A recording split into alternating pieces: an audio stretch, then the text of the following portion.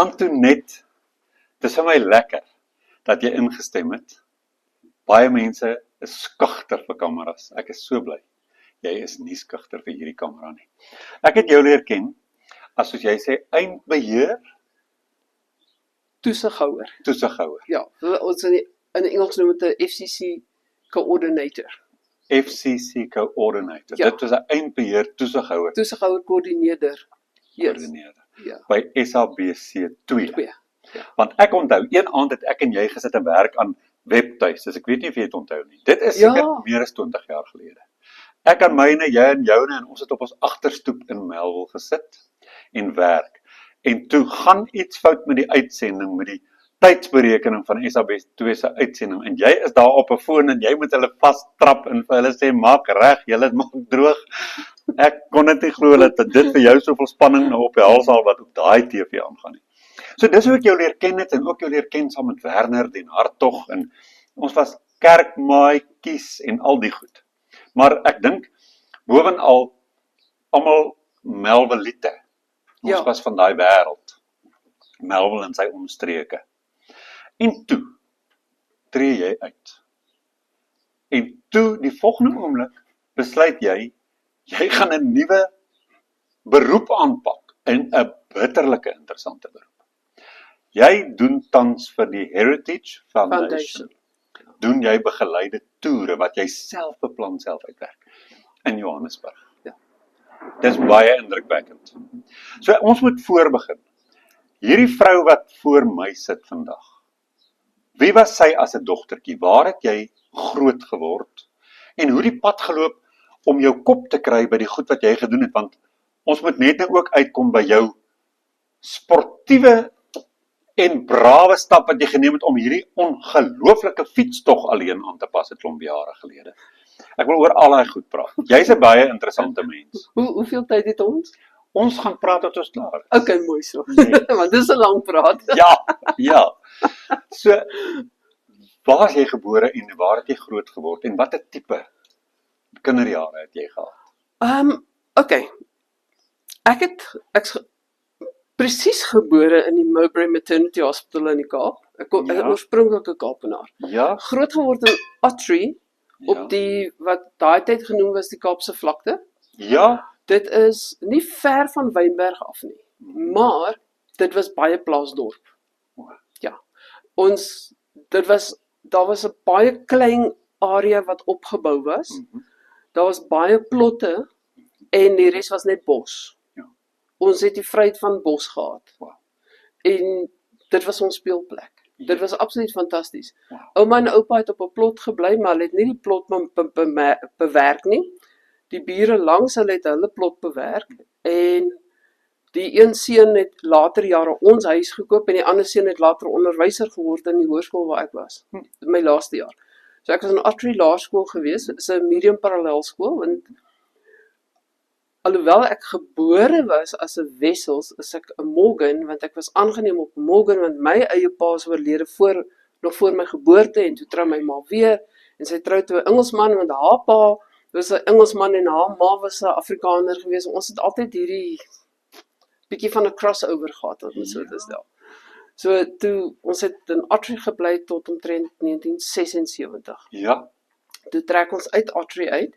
Ek het my eerste jaar op Voortrekker Hoërskool in Kenilworth bygewoon, ja, maar toe ons Ruiterwag toe, wat is vandag Ruiterwag, daai tyd was dit Epping, daartoe getrek het, toe skuif ek oor na Hoërskool Epping/Ruiterwag.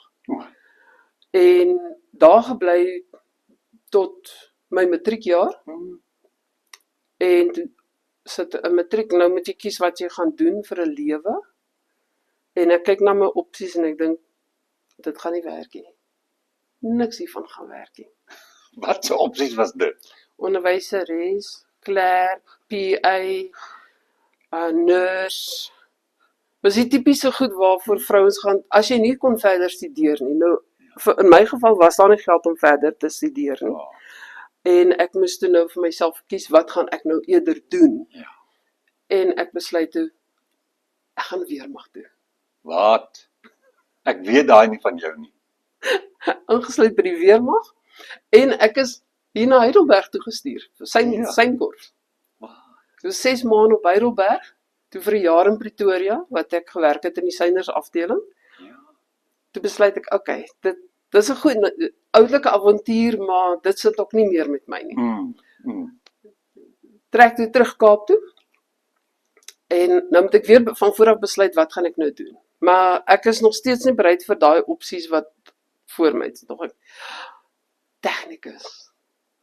Ek wil 'n tegnikus word by Telkom, want hulle stuur jou vir opleiding, hulle betaal vir jou opleiding. Jy werk vir hulle. En na 6 jaar is jy opgelei en jou studies is deur hulle betaal en jy het 'n salaris gekry met alle voordele. Dit lyk vir my nou die beste opsie. Wow. Doen toe aansoek en tipies ongelukkig soos die broederbond was in daai dae. Vroumense is nie tegnies aangelê nie, is nie logies nie. Jou plek is by die huis, kaalvoet en pregnant in die kitchen. Liewe land. Dis letterlik wat hulle vir my gesê het. Liewe land. Ek het lank in die onderhoud gesit met hulle en ek sê toe vir hulle op die ou einde, okay, kom ons gaan hierdie ooreenkoms. Ja. Ek sal in wat hulle noem 'n aptitude test doen, aanlegtoets, wat hulle kyk of jy tegnies of administratief is. As ek administratief is,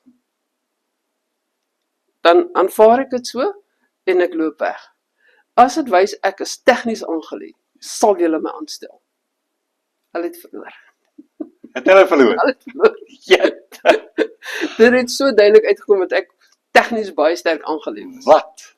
En ek word toe aangestel en ek leer toe vir 3 jaar by hulle in 'n veld wat daai tyd baie nuut was. Wat ons almal vandag ken, maar nie regtig weet daarvan nie, is data transmissie en kommunikasie. Ja. En dis jou kommunikasie tussen jou rekenaarstelle of soos vandag tussen jou selfoon en die toring en selfoon tot selfoon. Dis alles in daai kommunikasielyn gewees. En ek het vir hulle vir 9 jaar gewerk, ten spyte daarvan dat hulle gedink het ek gaan binne die eerste jaar uitloop. Toe het ek alles opgepak en besluit ek wil Johannesburg toe trek. Ek het nie 'n werk gehad nie. Ek het nie 'n huis gehad nie. Ek het een persoon in Johannesburg geken. Ja. Ek het my roete van Johannesburg sentrale stasie af, van Parkstasie af tot by Jouwel en terug geken. En 'n klein bietjie van die middestad. En ek spot altyd en sê ek kon by die ou Oka Bazaar van Elofstraat inloop by een deur, uitloop by die ander deur en nie weet waar ek is nie. Kyk, hy het 4 deure gehad op die blok. So hy het by elke deur in 'n ander straat oopgemaak. Ja. Ek het nie geweet waar ek was en heeltemal verdwaal en moes my pad terugkry. Ek het aansoek gedoen vir werk en ek het werk gekry by 'n maatskappy, Dow Jones Telerate, as hulle network administrator for the Southern African region. Nou hulle verskaf op daai stadium met hulle globale finansiële inligting verskaf. So my werk was van 7 in die oggend tot 7 in die aand om seker te maak dat ons stelsels is alles aan en gekoppel, want soos die een stock exchange toemaak, maak die volgende een oop, want hulle hardloop reg rondom die wêreld 24 uur oor die tyd gelewe. Ek het dit gedoen vir 4 jaar en toe sien ek 'n advertensie in die koerant, die SAIK soek iemand met my presiese kwalifikasies. Ja. En ek doen toe aansoek en ek moes dan weer 'n aptitude of aanlegtoets aflê. Nee, jy is tegnies baie goed aangelê, jy kan nie werk kry. Want op daai stadium was die SAIK besig om oor te skuif van 'n ou, letterlik dit was 'n manual stelsel wat hulle gebruik het vir uitsending. Jy het letterlik agter die bank gesit en die knoppies gedruk wanneer 'n masjien moet rol en wanneer 'n masjien moet oorskakel. En hulle wou na outomatiese stelsel oorskakel. En hulle het iemand nodig gehad met 'n rekenaar agtergrond. Met help met die implementering en daai tipe goed. En begin as 'n operateur, 2 jaar gewerk as 'n operateur, toe steel SABC2 my as 'n regisseur in dieselfde area. Ja. En sê nee, jy mors jou tyd. Ons het jou as 'n regisseur nodig. Toe werk ek so 6 jaar as regisseur en toe kry ek die pos as koördineerder. Ja. Wat ek toe nou al die regisseurs onder my het. Okay. En toe, my werk het natuurlik baie meer vermeerder en die verantwoordelikheid meer vermeerder. En ja, wanneer iets verkeerd gaan of daar's 'n spesiale uitsending, moes ek my foon bydraand. Ek het geslaap met die foon. Ja. Ek was altyd op die foon. Maar dit het ook 'n impak gehad op my aktiwiteite wat ek kon doen. Ja, ek kan dink. Want toe ek nog in die Kaap was, toe ek in die Kaap gebly het ek ook hierdie vreeslike belangstelling gehad oor die geskiedenis van die Kaap. En ek het baie opgelees oor die geskiedenis, maar Ek praat nie van jou Jan van Riebeeck tipe geskiedenis en jou Eerste en Tweede Wêreldoorlog tipe geskiedenis. Ek praat van jou plaaslike geskiedenis. Ja. Wat gebeur plaaslik? Hoekom is daai plek daar? Wat is sy geskiedenis? Wat is die storie agter die storie? En ek het altyd daai tyd baie by die biblioteek aangegaan, boeke uitgeneem, gelees oor die goed. So, dan het my ma, as sy kuiergaste kry, dan bel sy vir my, dan sê sy vir my, luister, ek het kuiergaste, gewoonlik hier van die Transvaal, want my ma was 'n mens wat baie gereis het, en soos sy reis het sy nuwe vriende gemaak, en volgende keer het sy na daai vriende gaan kuier, en terwyl sy na daai mense toe reis, het sy vriende gemaak vir die volgende kuier, en dan het hulle altyd vir haar kom kuier, en sy toe vir my, dan sê sy vir my, as jy beskikbaar, kan jy die mense bietjie rondwys, dan vat ek hulle op staptoere deur Kaapstad se middestad, en verduidelik vir hulle die strate, en die uitleg van die strate, en die stories agter die stories, en alles goed. Toe ek Johannesburg toe trek, tog ek moet heeltemal nuwe stokperdjies vind. In die Kaap het ek behoort aan AAKSAK, die argeologiese vereniging. Ek het baie gestap in die berg. In Tafelberg verskriklik baie gestap. Elke naweek. Ek het baie geloop met geskiedenis en so goed. Nou moet ek in Johannesburg iets vind, want hier is nie 'n berg nie. Ek gevind daar's 'n AAKSAK. Ek kon weer by die argeologiese vereniging aansluit. En toe vind ek hulle het die Johannesburg Historical Society. En die woonstablok waar ek gaan bly het, vir die een persoon wat ek geken het, daar was 'n man in daai blok wat deel was van die uitvoerende komitee van daai vereniging. En hy het toe vir my boekies gegee, wat hulle gepubliseer het maandeliks. En dis wat ek gebruik het om Johannesburg te leer ken. Walking tours, myself op 'n walking tour in die middestad gevat en gesien, dis daar, dis daar. Ek het later uitgevind van die Westcliff Heritage Trust, maar my lewe was te besig, ek het nie by hulle aangesluit nie. Later het hulle van naam verander en toe het ek op van hulle toere gegaan. Ja.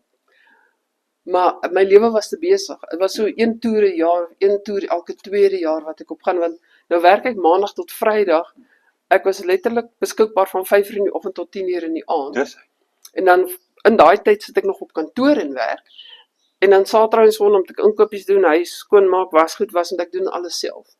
So daar was nie tyd om nog te gaan toertjies doen. En ja, toe kom aftrede. Ek het 'n bietjie vroeër afgetree. Ja. Want by die SAIK tree jy af op 63. Okay. Maar ek het besluit, nog voor 60 het ek besluit, dis waar ek die streep gaan trek. Yes. Ek gaan nie verder as 60 werk nie. Ja. Ek het 'n goeie aantal, op daai stadium het ek 27 jaar diens gehad. Ja. Met pensioenvoordele en mediese voordele en alles. So, as ek het uitgevind en my sommetjies gemaak en uitgevind dat ek kan aftree met 'n redelike leefbare pensioen. Ja. Dis al wat vir my saak maak. Kar is afbetaal, huis is afbetaal, ek het geen ander uitgawes nie, ek het nie ander skuld nie, ek het niks. Jy's vry. So ek is basies vry. Ja, as ek nou dag op my huis vat en trek, dan sal dit nou eet in my neseiertjies in. Maar vir nou is ek heel veilig. Of ek is gesettel, om dit so te stel. Dis wonderlik. En ek besluit ek gaan aftree, en toe dink ek nou, wat gaan ek doen as ek aftree? Ek het letterlik angsaanvalle gekry wat om te doen as ek aftree. Want jy gaan nie sit nie. Want ek kan nie sit nie. Ek kan my nie voorstel nie. Dis my probleem, ek kan nie sit nie. So wat gaan ek? Toe het ek begin kyk, ek gaan terug argeologiese vereniging toe, want die paleontologiese vereniging waarna ek behoort het, hulle werk nie, hulle het op 'n funksioneer. Ek gaan terug gaan na die argeologiese vereniging toe, en dog toe, ek kan weer aansluit by die Heritage Foundation, Johannesburg Heritage Foundation. En ek sien toe maar hulle het ook 'n Friends of the Cemeteries Associate vereniging, dit kan interessant wees. En daar was toe nou 'n hele snowball van goed wat toe gebeur het, en ek het toe nou selfs later by die Genealogical Society of South Africa uitgekom, wat ek ook nou lid is van. Want van my werk gebruik ek ook baie genealogiese navorsing, as ons mense opsoek en kyk wat is hulle stories en sulke goeie. So, die goed het toe nou almal soort van by mekaar begin inskakel. Maar toe ek my aftrede begin het ek nie begin met toergids nie. Nee. Ek het net op hulle toere gegaan. As net want ek het nou meer tyd op hande. Dis. En hulle laat my toe weet, hulle hulle stuur 'n e-pos uit dat hulle bied 'n wat ons noem 'n in-house kursus aan vir lede om opgelei te word as toergidse. Maar dit is net 'n in-house kursus wat hulle vir jou sal leer hoe om dit te doen en jou tegniek en jou aanbieding en jou navorsing en hoe jy die goed bymekaar sit. En ek dink toe, hoekom nie? Ja. Ek gaan dit inskryf. Ja. Skryf dit in daarvoor. 5 weke, ons het elke Saterdag bymekaar gekom en die kursus bygewoon. En dis wat ek te gehoor het van die Genealogical Society, hoe ek toe by die Genealogical Society uitgekom het. Kursus gedoen en nou kan ek vir hulle toere aanbied. Maar toe dink ek hou van hierdie. Ek geniet dit eintlik. Ek geniet dit verskriklik baie. Ja. Ek skryf toe in en ek registreer toe en doen toe 'n offisiële kursus in tourist guiding. En ek kry toe my akkreditasie en ek is nou geregistreer met die Gauteng Department of Tourism as 'n accredited tourist guide. So ek doen nog steeds my toergids Ja. vir die Heritage Foundation. Ek doen ook wat ons noem badging. So wat gebeur is wanneer die groepe gaan op hulle toere, gewoonlik staptoere, dan moet daar 'n geregistreerde gids op wees volgens die reëls en regulasies. Moet daar 'n geregistreerde gids byderhand wees. As die gids self nie geregistreer is nie, dan badge ek. As die gids geregistreer is, dan sweep ek. Wat beteken ek gaan op die toer en ek maak net seker ek hou almal bymekaar, niemand dwaal af nie. Ons weet net waar almal moet gaan. En so dan doen ek dit ook. Sweep. Jy sweep. Okay. Jy vee alles bymekaar. Ja, jy vee al die skapies so bymekaar. En nou wil almal, okay, kom ons moet 'n bietjie vinniger loop of sulke goede. Maar so op hierdie stadium, ja, ek bied toere aan.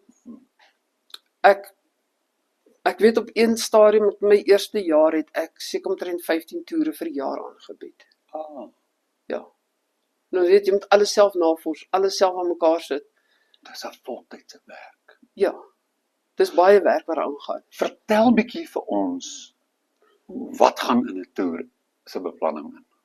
Okay, so wat gebeur is ons hou kwartaallikse workshop. 'n Vreeslike gekuier en koffie drink en koek eet en allerlei goeders. Altyd, ek hou daarvan. Ja. Dan kom jy met jou idees voor 'n dag en sê ek dink dit sal 'n oulike toer wees of dit sal 'n oulike toer wees. Hulle gaan dan en besluit dan sal dit werk of nie werk nie. Want hulle kyk, klink dit na iets wat voete gaan trek. Ja. As hulle hou van jou idee, dan sê hulle vir jou, okay, dis jou toer. Dan werk hulle skedule uit en hulle gee vir jou 'n datum wanneer jou toer gaan plaasvind en dan moet jy begin. Jy moet jou eie navorsing doen. Jy moet jou eie skrip skryf. Jy moet hom time. Ja. Gelukkig weer eens my vorige lewe kom baie handig te pas. Sy. Want jy moet hom presies time om te weet, ons toer is gewoonlik so 2 ure lank. Het ek genoeg om te praat vir 2 ure? As dit 'n staptoer is, moet jy self jou hele roete uitwerk. Jy moet ek stap my roetes gewoonlik 2 tot 3 keer, as dit nie meer is nie. Jo, self en alleen. Ja. Voel jy veilig? Ja. Okay. Ek weet ek het myself al in 'n paar wat ander beskou gevaarlike situasies gekry, so ek voel veilig. Okay, so jy is nie bang nie. Ja. En dan ek gebruik my horlosie, ek stel hom om te sê ek stap. En dan weet ek presies hoe ver ek gaan stap, min of meer hoe lank dit gaan vat, en dan kan ek ook uitwerk. Ek weet nou al mense stap teen 'n vreeslike stadige spoed. Hulle stap teen maklik 20 minute per kilometer. As dit meer is nie. In 'n begrafplaas kyk jy na 30 tot 35 minute per kilometer. Op die aarde. Hulle kuier vir daai dooies. Hulle kuier. Want kyk, is al die pragtige kopstene, die headstones. Dit is fantasties. Daar's altyd baie stories om te vertel. So al daai goed werk jy uit, presies hoe lank jou praat vat. En weer eens, toe ek in Eindpeer gewerk het, ons het ons altyd on-screen continuity presenters gehad. En dan moes jy moes vir hulle 'n skrip skryf, is net 'n guide. Ek het nooit vir my kontinuïteitsaanbieders presies gesê wat om te sê nie. Ek het vir hulle 'n guide geskryf, en dan vir hulle gesê, jy het soveel sekondes. Hulle moes self hulle skrip gaan skryf. Maar, hoe dit werk is, 'n gemiddelde persoon praat teen 100 woorde per minuut. So wanneer jy jou skrip uitwerk, kan jy min of meer uitwerk hoe lank dit jou gaan vat om dit aan te bied as jy praat in 'n tempo van 100 woorde per minuut. Ja. Dis 'n average of 'n gemiddelde spoed. Vinniger praters kan 120 plus woorde praat en dan het jy baie stadiger praters wat dalk 80 woorde per minuut praat. Ish. Ja, nee, dit is 'n bietjie te stadig. Nee, jy moet 'n bietjie geduld hê dan. Ja, Die storie wil nie loop nie. Ja. so daai moet jy alles self uitwerk. Ja. Jy moet ook jou eie promo skryf. So ek moes soos gister vir my opkomende toer vir volgende maand 'n foto gaan neem van die gebou een van die geboue waar ek gaan stop. Ek het wat ek doen want ek is baie lief vir tegnologie. Ek gebruik AI. So wat ek doen, ek vat my script, ek skryf 'n basiese script en dan sit ek dit in AI, dan sê ek dit vir dit write long promo with intricate and catchy tone. Ja? En dan herskryf hy vir my alles Ja. wat ek ingesit het in 'n bietjie meer van 'n volronde Okay. manier. Ja. En dan word dit gebruik wanneer ons die kennisgewings uitstuur, want Ja. ons adverteer op verskillende sosiale mediums en sê dis die opkomende toere wat gaan kom. Ja. Maar daai moet jy alles self doen. Jy moet dit self. Jy moet dit self doen. Ja. As jy 'n bustoer doen, ek het al 2 bustoere aangebied, maar die een toer wat ek dieselfde toer die volgende jaar aangebied het, dan moet jy presies jou afstand uitwerk, presies weet, want jy moet vir die navigator sê, daai navigator moet weet, wanneer om links en regs te draai, want jy's besig om te praat. Jy kan nie Jy kan nie nou. Ja. So jy moet alles daai uitwerk, ry soveel meter tot by die stopstraat of by die verkeerslig, draai links of draai regs, ry tot by daai blok, draai links of regs, so jy moet alles daai, lyn vir lyn uitwerk. Wow. En weer eens, dan werk jy jou tyd daarvolgens uit. Wow. Nou weer eens, ek werk met 'n busroete, werk ek op 'n gemiddeld van 'n spoed van 20 km/h. Kyk, partykeer gaan 'n bietjie vinniger moet ry, partykeer bietjie stadiger. Maar ek werk ook presies uit, as ek iewers gaan stop, dat die persoon wat besig is om te navigeer vir my, as ek sê ons moet 10:12 op daai punt wees, moet daai navigeerder weet en op die horlosie kyk, moet ek nou vir die busbestuurder sê om 'n bietjie spoed op te tel, want ek gaan nie 10:12 op daai punt wees nie. Is dit spanningsvol? Ja, maar is lekker. Maar is lekker. Maar is lekker. Dis 'n ander spanning. Ja, maar jy werk in 'n stad waar jy nie kan voorspel wat met die verkeer gebeur nie. Ja, ja. En al daai goed moet jy in berekening bring. Ja. Werk jy met gemiddeldes? Ek werk op gemiddeldes. Ja. Ja. So as hulle vir my sê, maar dit het nou 2 keer gebeur met die vorige bus toe, dat hulle vir my sê okay, 2 ure. Eintlik nie, jy het net 'n uur en 45 minute of 'n uur en 50 minute. En nog voor die bus vertrek het, kan jy nog 5 minute vroeër klaarmaak asseblief. Jette, hoekom is dit lekker spanning? Ek weet nie, want dis ek raak weg Ja. in 'n wêreld en is soos 'n ek soos 'n Alice in Wonderland. Ek raak weg in die wêreld in. En ek leef my so in my toere se aanbied en alles wat moet gebeur. Ja. As ek daar klaar is, Ja, is jy gedaan. is ek gedaan. Ja. Ek is absoluut gedaan. Ek is mentally, physically, emotionally kapot. As jy pelle dan sê kom ons gaan kuier, is jy kuier Dis is julle like- alleen.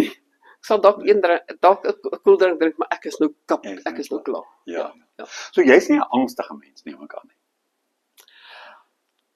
Weet jy, nie regtig nie, want al my werk het ek altyd in high Ja, stress environments gewerk. dis hy. Ja.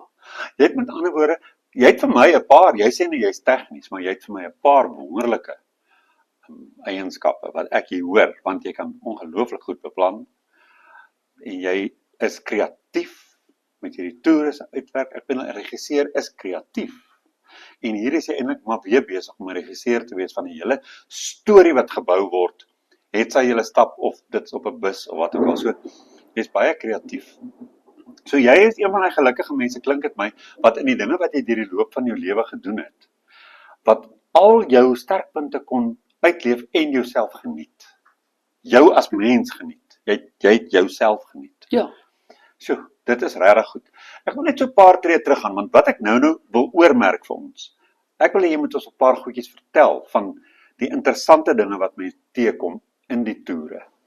Interessante goed wat mense aan die hart gryp in terme van wat jy vir mense wys.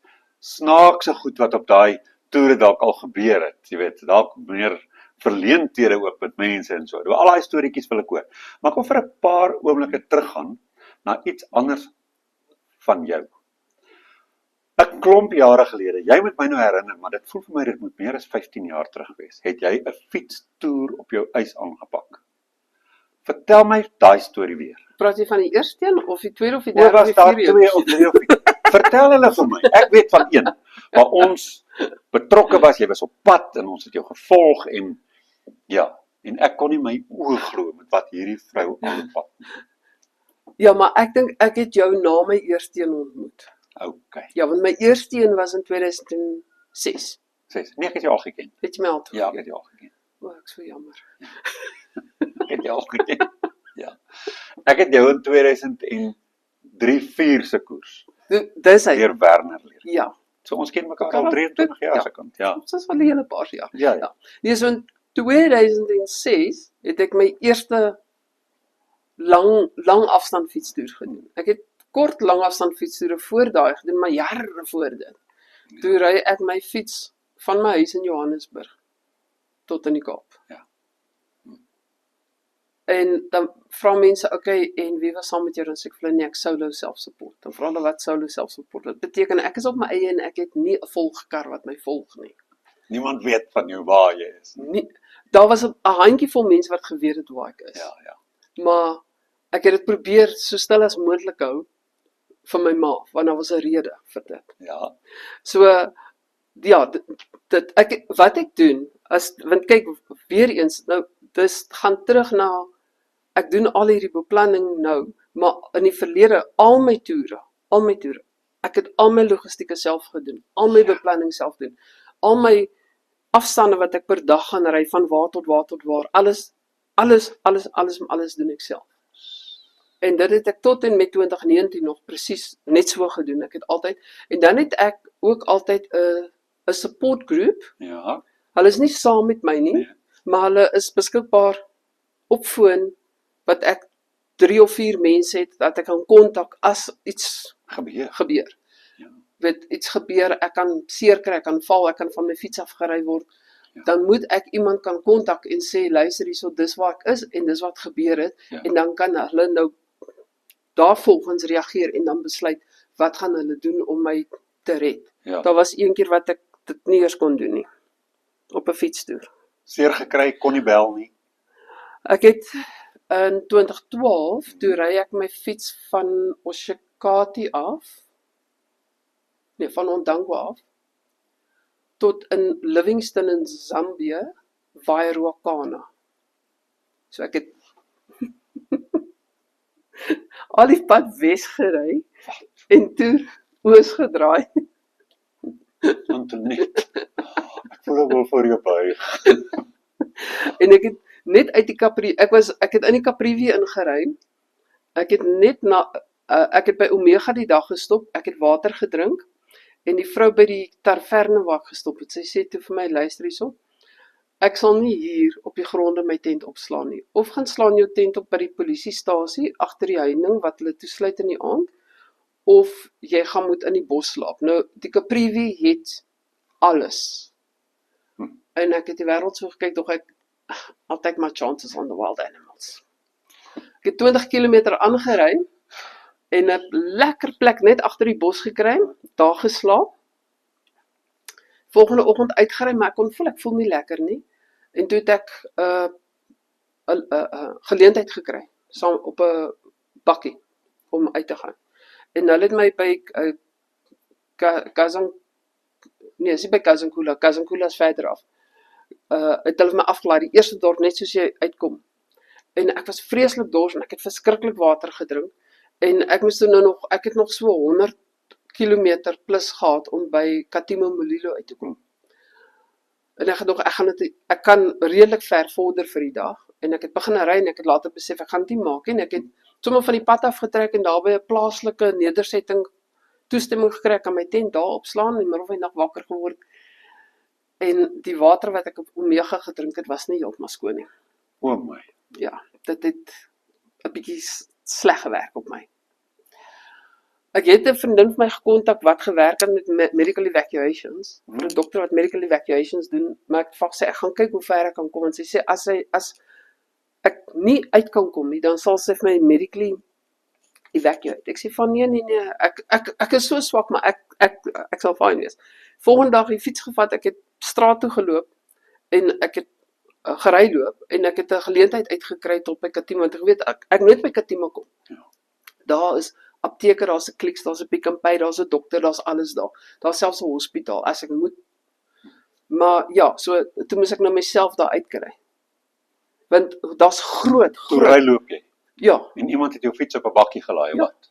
ja. Fiets opgelaai, my ingelaai, ingery, hulle vra toe waar toe ek sê vir hulle net na enige gastehuis op Katimo.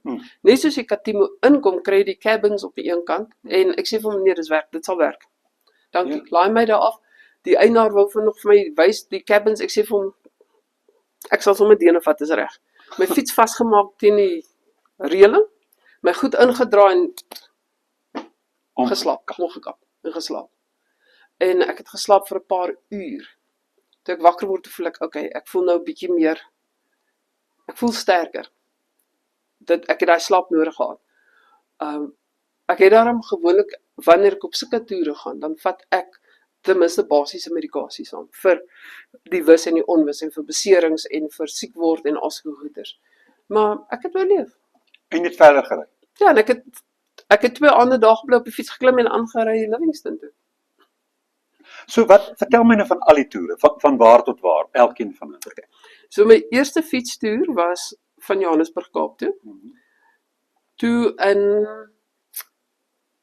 dit was in 2006, 2007, toe ry ek 'n fiets van Rotterdam tot in St. Gallen in Switserland, the long way round, 2.500 kilometer.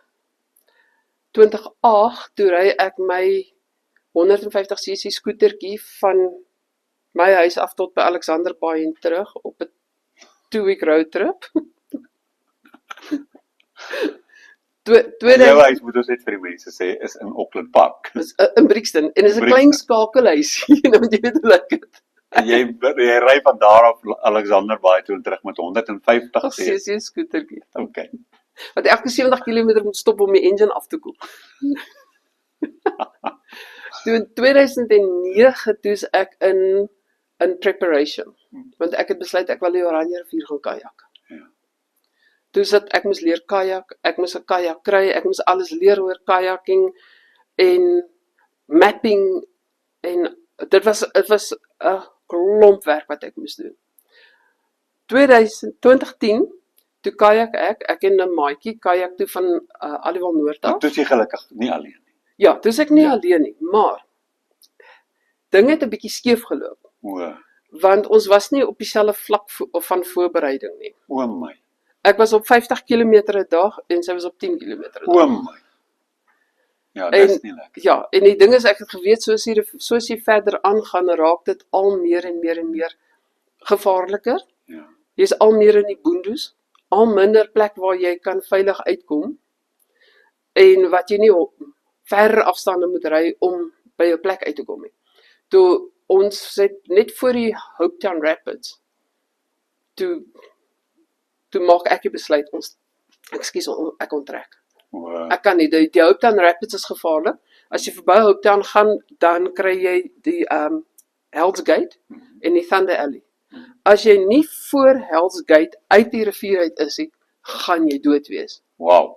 Want hoe Hell's Gate is soos 'n trechter, maar omgekeerde trechter. So jy het die groot bek aan die kant, waar die rivier inkom, en dan gaan hy in hierdie nou gully in.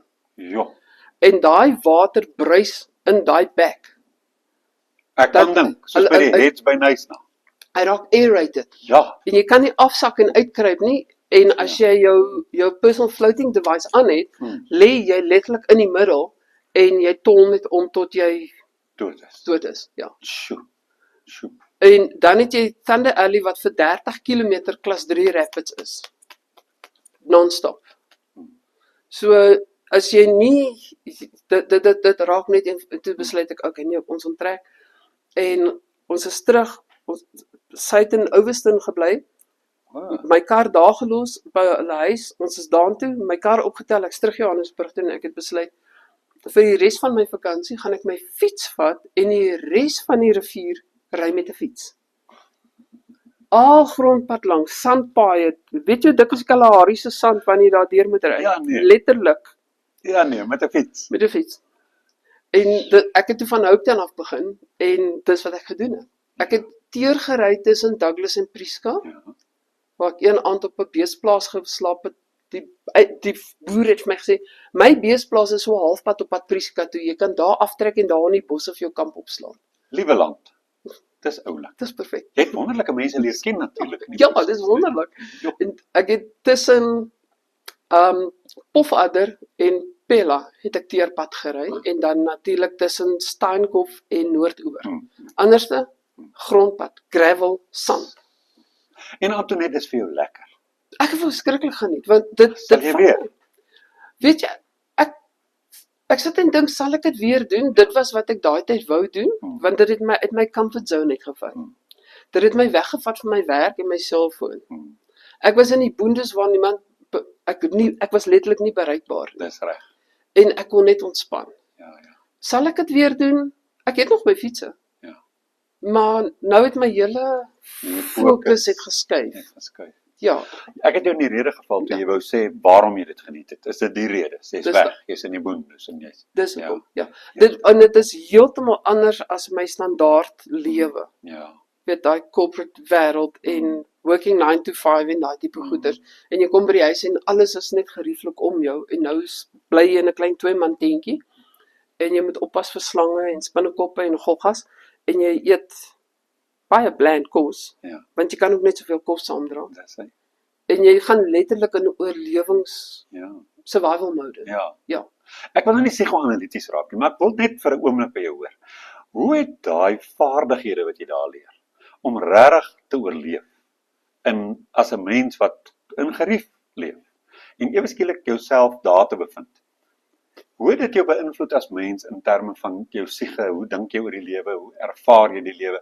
En in die lewe in die algemeen, om die lewe te hanteer. Het dit 'n impak gehad of sien jy dit maar net as 'n avontuur en hy vra sy eie dinge? En as jy terugkom in die gewone lewe, het dit nie 'n betrekking. O nee, dit het my geleer dat ek kan oorleef in enigiets, ongeag wat na my kant toe kom. Ek sal oorleef. Ja. Ek sal 'n manier vind, dalk nie noodwendig fisies, soos wat ek in die buitelewe oorleef nie, alhoewel ek altyd spot en sê toe Eskom met hulle load shedding begin het. Ja. I've been training for that. Ja, jy kon. So ons waterprobleem het, I've been training for that too. Dit pla jou nie. Dit pla my. Pla jou regtig nie.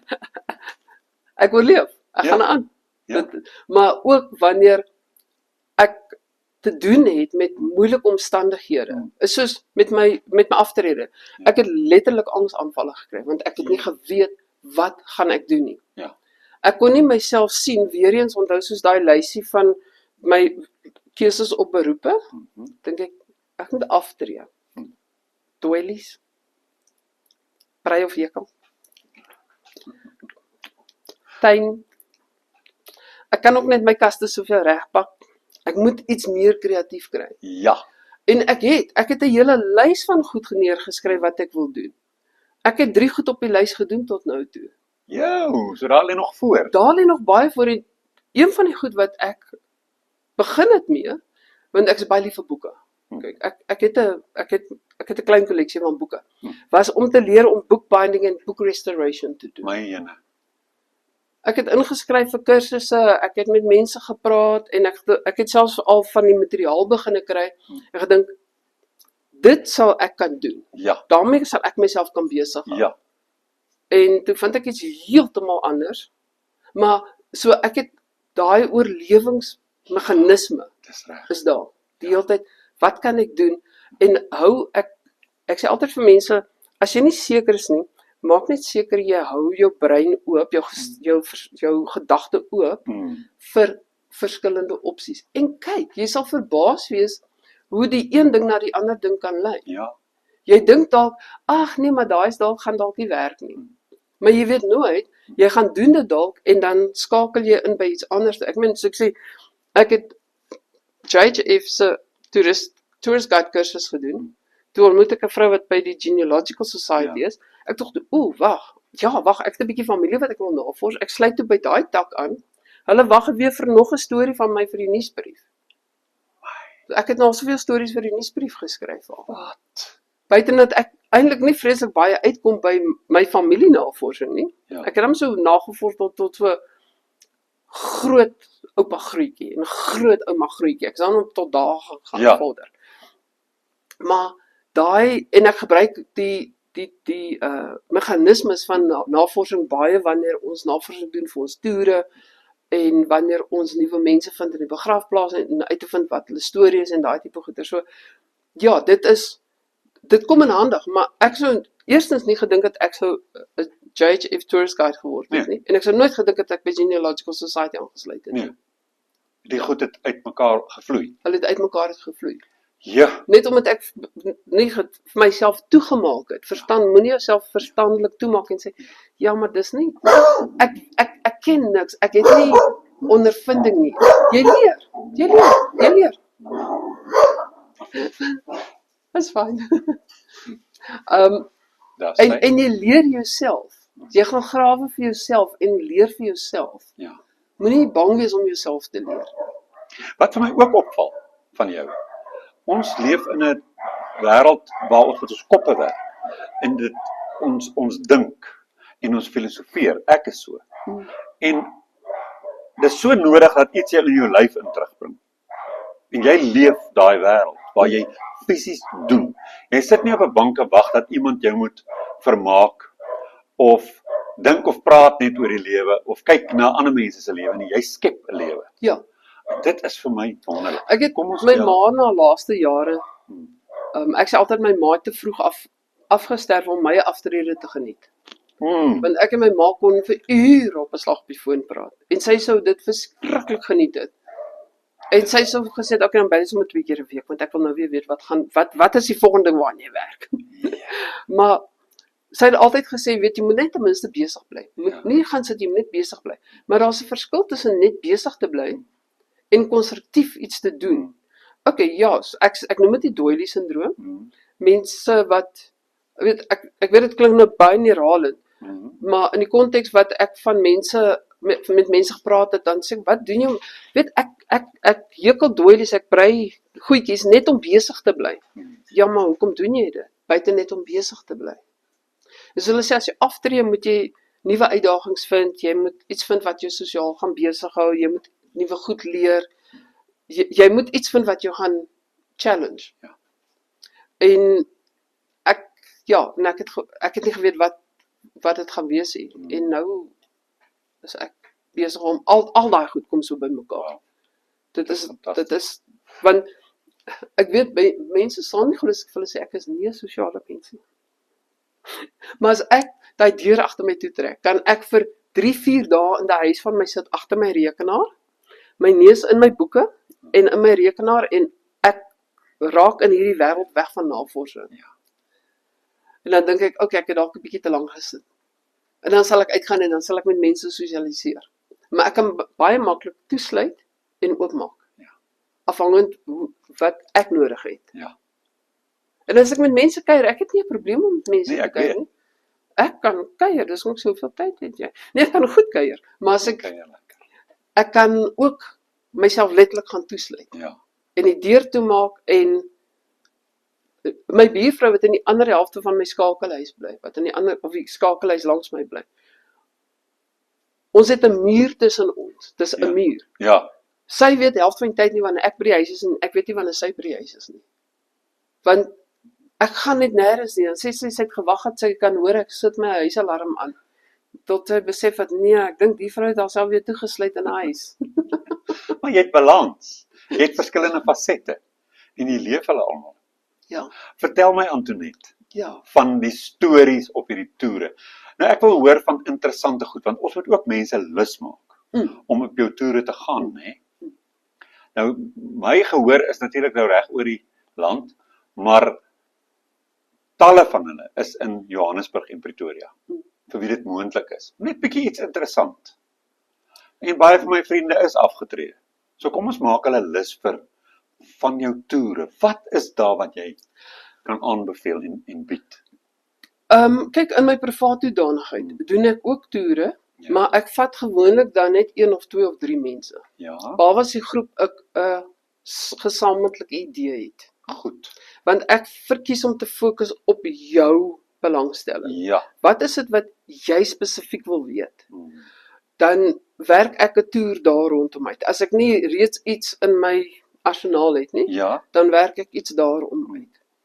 Maar vir Johannesburg Heritage Foundation waar ek groepe van tot 45 mense jo, toer het. met daai bus. Nee, dis op staptoere. Dis Staptoere, op 'n stap. 45 mense. Yes, Ek dis hoop jy een het 2 sweepers by jou. My probleem is die sweepers soos JHF lede en hulle is gewoonlik die mense wat jy moet sweep. Hulle dwaal weg. Hulle dwaal. Ek Vra kan my dit. want as ek die dag sweep. Dwaal weg. So 'n kamptoertjie. Ja, doen ons so kantoortjies. Ja. Ja, so nee, dit is ons hang af die tipe toer. Soos vroeër vanjaar het ek 'n toer gedoen by Eduardo Villa se huis in Q. Daar was dit 30 mense, maar dit was vasgestelde 30. Ek het hierdie afgelope naweek 'n toer gedoen by Yukon House, Ja, maar ek en die eienaar het vasgestel 40 mense. Want sy kan 40 mense hanteer. Alhoewel ons dalk dink, weet daar, ons moet herkyk na die struktuur, maar dit lyk my ons gaan daai 'n bietjie meer gereeld moet doen. ja. Bustoere kan ek tot 52 mense op 'n bus hê. Geweldig. Hang af van die grootte van die bus. Dis nie die rooi bus nie. Nee, dis nie die rooi heeltemal bus nie. Nee, dis iets heeltemal Julle anders. bespreek 'n bus. Ons bespreek 'n bus. Ons gaan my volgende bustoer net 48, ons gaan 'n 48 seater kry, want van die plekke wat ek gaan inry is 'n bietjie skerp draaie. Okay. Dan gaan die effe korter bus bietjie beter werk. En ja, vir my staptoere is tot 45 mense. As ek 'n begrafplastoer doen, dan sê ek 40, maar ek is omdat dit uit in die oopte is en daar's nie 'n beperking waar jy gaan, ja, kyk, ek gaan vir jou vat na spesifieke areas toe. Maar dis nie soos 'n huis waar daar 'n beperking is van beweging nie. As dit 'n straattoer is, soos wat ek al in Melville gedoen het, ek het 2 toere wat ek in Melville aanbied, 2 verskillende toere, daar tot 45 mense. Wonderlik. Ja. So dit hang af watter tipe toer en die omstandighede, fisiese omstandighede van die toer, hoeveel mense jy gaan vat. Ja. En dan werk jy daar volgens dit uit. Ja. As jy in 'n klein spasie gaan inkom, dan pas jy dit aan. Dit is nog steeds 2 ure, maar jy pas dit aan vir kleiner groep mense, sodat almal jou kan hoor, almal kan sien en hulle raak nie weg en verdwaal en hulle kan nie behoorlik sien nie en sulke goeie. So jy moet dit daar volgens aanpas. So dit wat moet jy doen. Dan wanneer ek die staptoere doen, ek soek altyd 'n storie. 'n Interessante storie. Ja. Iets ekstra Ja. wat ek kan bylas. Soos met in Melville, wanneer ek deur Melville loop, daar's 'n paar huise waar ek stop, waar ek praat omtrent die huise en die mense wat daar gebly het. Kyk, ek weet waar daar mense vandag bly wat wel bekend is, Ja. maar ek sal dit nie vir die mense uitwys op 'n toer nie, Nee, want dan vir sal hulle sekuriteitsredes. ja. As dit 'n huis is waar iemand gebly het of oorlede is of lankal getrek het, dan sal ek daar stop. Dieselfde met wanneer ek 'n begrafplastoer doen. Ek is ook baie lief vir multimedia. Ja. Ek gebruik multimedia. So in Braamfontein byvoorbeeld het ek 'n toer deur Braamfontein wat die hele uitleg van Braamfontein doen, wat ek praat van verskillende punte. En dan het ek ook 'n toer deur die asgrafte en die ash walls wat jou vat na al die bekende mense en die eendag toe loop ons en Esme Everard.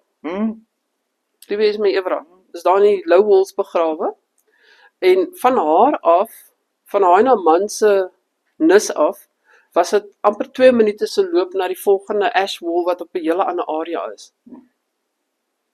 Toe speel ek vir die mense die liedjie wat sy en haar man gesing het, Donde Via Donde Was. Tog te mooi. En dit Ja, en dis heel gepas, want nou is dit, waar kom jy vanaf en waartoe gaan jy? Dis reg. Is baie lighartig. Weet, dis nie swaar nie, is 'n begrafplaas, maar ek's lief om mense te laat lag in 'n begrafplaas. Maar dit is ook baie gepas om vir hulle te vertel, weet dat die mense kan luister na hierdie storie van waar kom jy jou filosofie, waar kom jy vanaf en waartoe gaan jy? Wat gaan jy maak in jou lewe? Wow. Dieselfde met Dis ou. in my Westdene toer wat ek ook vroeër aangebied het, gaan ek nou Herman Charles Bosman se graf toe en ek doen 'n voorlesing van een van sy korter poesie. Jenne.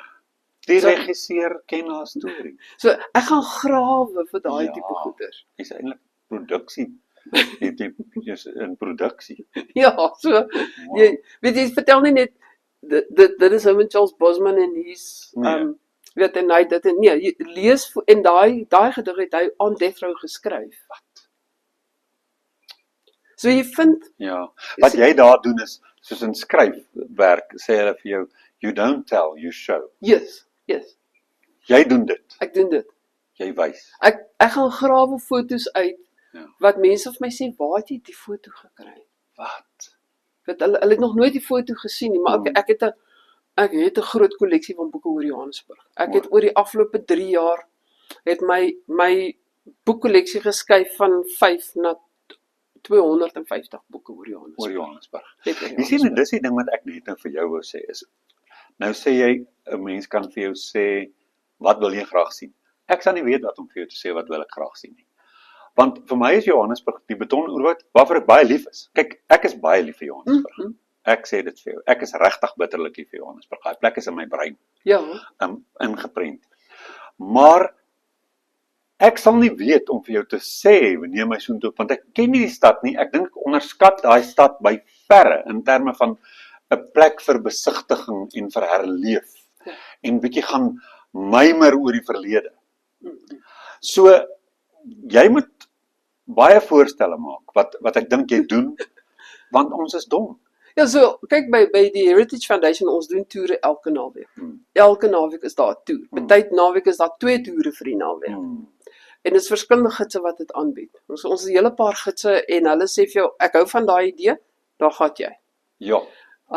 Ek weet die eerste keer, ek het my eerste toer wat ek aangebied was 'n co-guiding in Westcliff. By al daai pragtige ou Herbert Byke Herehuise. Lieflik. En ons moes reëlings maak om in te kom, maar dit was 'n privaat toer. Toe ek klaar met my kursus vir die Enyas kursus, toe moes ons met voorstelle vir 'n dag kom vir die eerste kwartaal in die nuwe jaar en ek stel toe voor, kom ons doen Braamfontein begrafplaas, maar ek het gehoor die laaste keer wat ek daar was op 'n toer dat mense sê hulle verstaan nie die uitleg van die begrafplaas nie. So jy doen nie net mense nie, jy doen ook die uitleg. En ek sê toe, ek stel voor ons doen hierdie tipe toer vir volgende kwartaal. Hulle kyk my so, hulle sê vir my, volgende kwartaal, volgende maand. Toe gee hulle vir jou werk. Toe moes ek spring. Toe moes ek spring. Want ek het nog gedink, weet ek het 2-3 maande 4 maande om die ding voor te berei. Nee, volgende maand. Ja. Ek moet baie vinnig by goed by mekaar kry vir 'n toer. So, weet daar's sulke goed. Ek het 'n bustoer aangebied oor die Geology, Topography and Geography and History of Johannesburg. Kyk, Johannesburg het een van die mees interessantste geologiese formasies buite in die Vredefort-Doom. Omdat Johannesburg lê op 'n sone tussen jou Dolomiet en jou Gold Conglomerate in die suide. Ja. En jy kan letterlik jou laag lê gewoonlik sê so horisontaal bo mekaar. Ja. Maar wanneer jy deur Johannesburg ry, dan ry jy half vertikaal deur al hierdie lae soos die grond geskuif het en getild is. Daar's lava formasies, daar's Pebble Rock Formation. Daar's ongelooflike geologiese formasies en die interessantste stories, weer eens Middelstad se biblioteek wat ons hard aan gewerk het om dit oop te kry. Het jy meegewerk daaraan? Ja, ek het daar ook aan gewerk. Jette, dit was nou die aand gedek op televisie. Jette. Nee, daar's 'n paar ander goed wat ek ook betrokke is wat ek nog nie vir jou vertel het, die buite in die toere.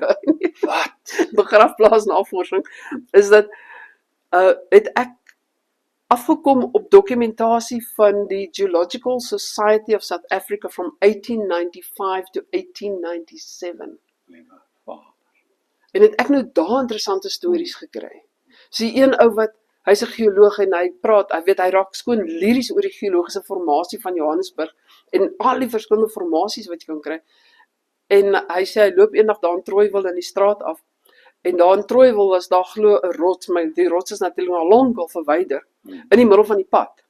En nou wil hy kyk wat is die formasie en hy vat sy hamertjie en hy kap 'n stukkie af. En toe is die een tannie baie ontsteld, want hoekom vat hy net so klein stukkies? Hy het gedink hy gaan die hele klip kom wegkap. Ja, dit tog. Sy weet nie wat 'n geoloog is nie, sy's tog. Dis sulke goed wat ek dan gaan Hy moet die berg vra verskyn.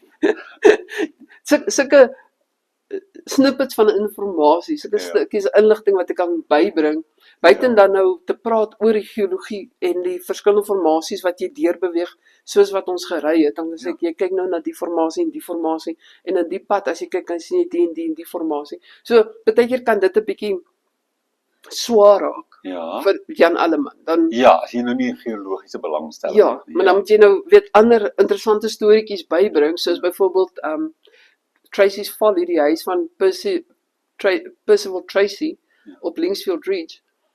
Hy het 'n huis daar in die middel van nêrens gebou. En almal het vir hom gesê hy's koekoes om die huis daar te bou, want hy's so ver uit alles uit. En die heuwel daar, die ridge daar is verskriklik styl. Hy was so styl dat hy was een van die eerste mense wat 'n kar gehad het in Johannesburg. Sy kar kon nie daarop hê, dan moes hy iemand stuur om my osse te gaan haal om huis toe te trek. Sleep hulle die kar. Sleep hom met die kar huis toe. Ja. So, ja, dit is, en weet, wil jy middestad toe gaan? Ja. Baie mense hou daarvan om in die middestad te gaan stap. Daar is 'n paar toere, ons bied toere in die middestad aan. 'n vriendin van my wat ook 'n toergids is, sy het haar eie maatskappy. Sy doen extended toere, staptoere in die middestad. Sy doen staptoere in Fordsburg. So dit is letterlik, ek het al mense gehad wat vir my sê, ek het een keer 'n paartjie gehad van Switserland. Hulle wil net die middestad sien. Okay. Dan parkeer ek my kar op 'n punt en ek maak hulle loop. In my straat af is die veiligste, want dit is 'n wandelaar. Al die pad op by Gandhi Square, dan loop ek op na Commissioner en dan loop ek af met Commissioner en ek vertel vir hulle al die goed langs Commissioner wat daar aangaan. Of ek loop tot in Market en ek vertel hulle al die goed wat daar aangaan, terug tot by die kar. En die man was meganiese ingenieur. Hy kon nie klaar gekyk raak aan al die myntoerusting wat daar uitgestal is in die Ooplig Museum nie. My aarde. Sy vrou was jare gelede, soos 40 jaar laas in Johannesburg, en sy onthou net die bokkies, met die impalas, die leaping impalas. En ek het nie van gesien nie, maar een van die eerste stoppe was by die leaping impalas, want hulle het geskuif van die Oppenheimer Park agter die Russikstraat poskantoor na voor die Volmynstraat toe, wat in voor die ou Oppenheimer hoofkantoor was. En ek sê toe vir haar, maar nou moet ek al leer, want sy was soos, nie Suid-Afrikaner nie, dat ons noem dit bokkies. Almal, Engels, Afrikaans, almal verwys na die bokkies.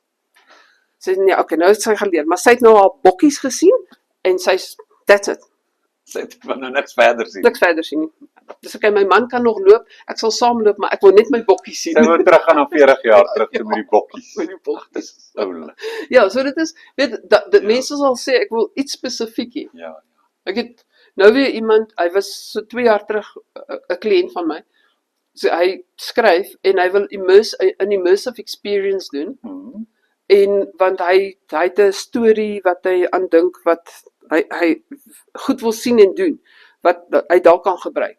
En ek het toere uitgewerk, ek het hom na plekke toe gevat wat ander mense nie normaalweg na toe sal gaan doen nie. So weer eens is 'n kwessie van jy sê vir my wat jou belangstelling is. As jy net vir my sê die wil kyk, my karretjie is maar klein, so ek kan nie meer as 2 mense vat nie, ek kan dalk 3 mense vat. Jy wil 'n roadtrip deur Johannesburg doen. Ja. Dan kan ek dit doen, of jy wil gaan stap iewers, of jy wil gaan stap in 'n voorstad. Ja. Een van die historiese voorstede, of iets soos dit. Ja. Kan ek dit uitwerk. So, ja, maar JHF, ons werk 'n kwartaallikse skedule uit, en ons publiseer hom maandeliks. Goed, waar kry mens dit? Jy gaan vir my dit alles gee in ons beskrywing, nee. Ja, dan hulle het 'n webwerf en hulle het 'n Facebook page en hulle post op altyd die maand se toere. So byvoorbeeld Sondag doen ons Glenshiel in Westcliff. Dit behoort nou aan die St. John's ambulansvereniging, maar dit was die huis van Dalrymple en sy vrou, Isabel. Hulle was Randlord, hy was 'n Randlord geweest, sy was 'n opera sanger. en hulle het die huis laat bou. Maar die interessante storie, en ek weet nie of die gids dit weet nie, daai selfe huis, toe die Dalrympels uittrek, toe trek daar 'n man in, wat vir Higgs, ek dink dit was die ou wat vir Higgs gewerk het. Die twee het 'n vennootskap begin, en hulle het wire roping in Suid-Afrika begin. Nou, Higgs kom van Skotland, van 'n familie wat ver terugtrek oor roping, waar hulle toue maak van hessian en haar, wat hulle weet vir die barges, daai groot, ek praat van die groot toue. En hy het Suid-Afrika toe gekom, en hy het begin op die diamond mines in Kimberley, en hy het besef die roping wat hulle gebruik, gaan nie werk in Suid-Afrika nie. Hy gaan iets sterker moet doen. En hy begin toe roping met draad. Ja. En toe trek hy Johannesburg toe om op die goudmyne te werk, en toe besef hy gaan dit moet reinvent, want dit is nie sterk genoeg vir die afstand wat die skagte moet afgaan ondergrond, en die gewig wat dit moet dra nie. En hy reinvent to the wire roping. Daai kabels in 'n huisbak, dis wire roping. Ja. En die fabriek is nog steeds in Johannesburg, die Higgs wire roping fabriek. Ja. Hulle spin daai draad, man amper harden. Ja. En dan vat hulle 'n paar van hulle en dan spin hulle, en dan vat hulle 'n paar en hulle spin hulle, tot hy daai dikte is, en hang af die gewig wat hy moet dra, en die werk wat hy moet doen, is alles bepaal deur hoe hy gespin word. Ja. Maar dit is wire roping.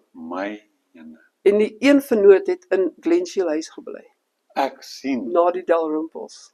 So dis jou volgende toer, dis 'n dinaweek. Nee, ek weet dit nie aan iemand anders Iemand weet. anders. Ja.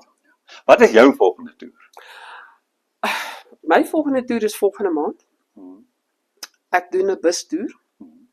Ons is nou juis besig om finale uitsluitsel te kry. Die bestuur moet nog besluit, gaan ons voort met die bustoer of nie? Want onthou nou met dat diesel bietjie skaars is, kan die prys affekteer. Maar ek is klaar besig om alles uit te werk. Dit gaan deur die stad wees. Ja. Dit is oor geskiedenis, oor iets wat ek het gesukkel om inligting te kry. Ja. En ek weet nou nie of ek dit mag sê, maar ek sal maar sê. Dit is oor brandbestryding in Johannesburg. Ek verstaan. Die hele geskiedenis oor brandbestryding in Johannesburg. Dit is interessant. Ek hoop dit gaan werk. Dis een van daai kritieke dienste, maar ek het 'n boek gekry wat vir my al die inligting verskaf. Al my ander boeke het net gewoonlik 1 of 2 sinnetjies of dalk 'n paragraafie oor brandbestryding gehad. So dis 'n hele storie. Ja, dis weer 'n hele storie. En weer is ek nou weer, ja, dis baie geskiedenisstories en ook baie interessante byvoegsels. Ja. Van die lewe van 'n brandweerman in Johannesburg. Sê vir ons nou hierso op die video, dit wat ons sal herhaal op skrif in ons beskrywing.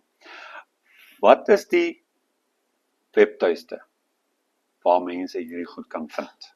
Vir julle kan vind, by jou kantore bespreek en so meer. Ja, soos met my, ons toere by JHF is by www.johannesburgheritagefoundation.org. Goed. Ja.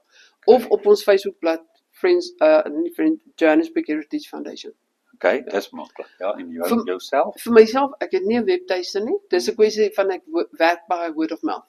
Mense kontak my en sê hulle het my nommer gekry. Hulle sal graag dit of dit doen, dan sê ek vir okay, ons kan 'n plan maak. Ek is 'n geregistreerde toergids. Ek het nie 'n geregistreerde besigheid nie. Ek verstaan. So dit is 'n geregistreerde toergids. Ja, so dit is as ek privaat toer doen, is dit very much soos 'n moonlight. Maar ek werk nie eens permanent. Ek weet dit klink ek werk permanent by Johannesburg Heritage Foundation. So rits dit gou vir my af ter afsluiting. Wat is die ander goed wat jy so doen? Okay, die ander goed wat ek ook doen, ek werk by die Friends of Johannesburg Cemeteries wat onder die Johannesburg Heritage Foundation val. Daar maak ons begrafplaase skoon. Ja. Ons maak headstones skoon. Maar ek werk ook baie nou saam met die vrou wat tans hoof is van die afdeling waar ons navorsing sal doen. Ons sal vind daar's 'n graf van iemand. Soos byvoorbeeld, ek vinnig hierdie storie vertel. Eendag in Braamfontein loop ek en ek sien Werner Hartog. praat van ons vriend Ja, ja. Werner Hartog. Ek het iewers hierdie woord hiervan gesien, Hartog. Ek het in 'n boek gelees van die eerstgeborene Afrikaanse seun in Johannesburg was 'n PJ Hartog. PJ Hartog. Nou wonder ek of die twee dalk familie is. Soek. Is broers. My, PJ Hartog se het nie 'n grafsteen daar nie. Nou wil ons 'n grafsteen opsit. Nou soek ek die familie. Ek het op 'n familie, want ons moet toestemming by 'n familielid kry. ja. Ek het 'n familielid opgespoor, maar hulle het nie vir ons uitdruklik toestemming gegee om 'n grafsteen op te sit vir PJ Hartog, wat die eers Afrikaans gebore seun is. Want toe begin ek te soek, want hulle sê hy is die eerstgeborene seun in Johannesburg, maar ek vind toe maar daar was 'n Inglesby wat voor hom gebore was. Hy was die eerste Engelse seun. So Hartog was die eerste Afrikaanse seun. En toe begin ek nog verder te soek, toe vind ek maar hulle noem nêrens die eerste dogters wat in Johannesburg gebore is. O, En ek het 3 moontlike kandidate, waarvan een definitief voor hulle albei gebore was. my genigtig. Dis interessant. Nog goed wat jy doen? So ek doen dit. Ek's op die Board of Management vir die Friends of the Cemeteries, wat ons kwartaalliks bymekaar kom en net rapporteer op wat ons gedoen het. Ons het ook ons eie klein, nie meer so klein nie, boekroom, waar mense kan boeke kom koop oor Johannesburg en Suid-Afrika, en ons probeer dit, weet, alles mooi georganiseerd kry. Ek werk elke Dinsdag daarso, want ek sorteer al die boeke mooi in kategorieë in. Dan is ek ook betrokke, ek doen dit vir beide Blue Plaques en Friends of the Cemeteries. Is ek besig met mapping projects. Ja. So wat ek doen is, ek die Blue Plaques word eintlik deur iemand anders te gedryf. Ek is net ingebring om te help met die mapping. Vir die begrafplase vir Brixton en Braamfontein begrafplaas het ek schematic maps geteken met al die korrekte afdelings in dit. Ja. En dan het ek beginne in My Maps, Google My Maps, om 'n digitale kaart te trek, Ja. wat vir jou wys waar al die paaie is, wat nie in gewone Google Map is nie. En dan het jy pins, wat ek letterlik na die begrafplaas gaan myself en ek vat GPS lesing. My, Dan kan ek presies sê, op hierdie punt is hierdie persoon begrawe, hier's 'n foto van die graf, hier's 'n foto van die persoon, en as hulle 'n Wikipedia page het, is daar 'n link na die Wikipedia page, wat jy kan gaan meer lees oor daai persoon. so nou gaan jy begrafplaas toe sonder om begrafplaas toe te gaan. Jy kan in Antarktika sit en jouself op 'n toer deur die begrafplaas vat, Dis fantasties. om te gaan kyk wat's waar, maar dit help ook vir mense wat self wil gaan en familie gaan opsoek. Want daai inligting sal ook daar beskikbaar wees, want jy kan die verskillende leiers aan en afsit. So jy kan jou historical leier heeltemal afsit. O, En dan kan jy nog steeds weet, okay, hierdie afdeling is grafnommer van dit tot dit. En as jy sien, maar jou familie is in daai afdeling begrawe, dan kan jy presies sien waar daai afdeling in die begrafplaas is en jy kan direk daartoe loop. ag, dis oulik. En nog?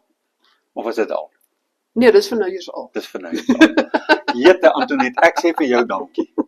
Jy's Jy's by my ander toere. baie, kyk, ek het geweet jy's interessant, nog altyd. Maar jy's nog 'n interessanter mens as wat ek gedink het. Ek bewonder jou.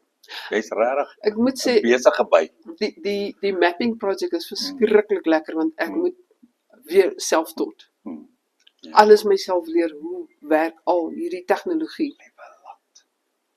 Maar jy het hom so aanleg. Daar het hulle Wat mos dan hulle moes gesê het ek in 1982 nie het. en sê nou net jy was nou vandag 'n verpleegster.